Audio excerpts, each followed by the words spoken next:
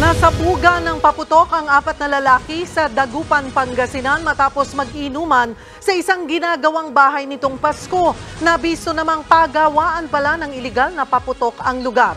Nasa frontline ng balitang yan, si Gary De Leon.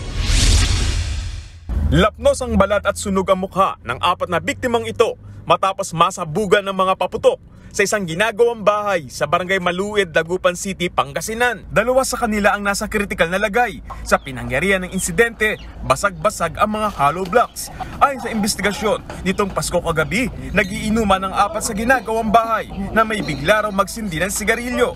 Yung isa, nagsindi yata ng sigarilyo niya, na allegedly, sabi ng isang witness doon, yung baga po ng yung sigarilyo niya is pumasok doon sa may kwarto na kung saan nakaimbak yung mga paputok.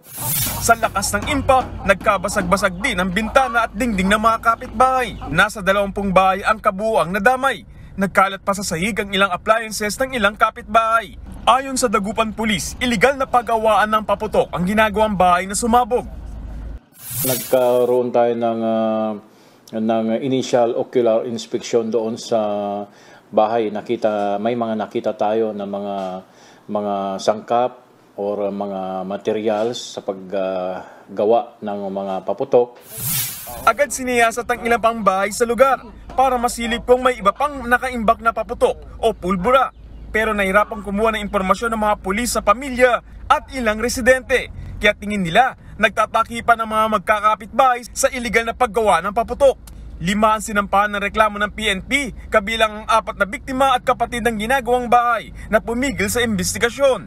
Maharap sila sa kasong paglabag sa pagbebenta, paggawa, pag-distribute at paggamit ng mga paputok. Tumanggi na ang pamilya ng biktima na magbigay ng pahayag at humiling ng privacy. Nagbabalita mula sa frontline. Gary De Leon, News 5. Mga kapatid, Cheryl Cosim po.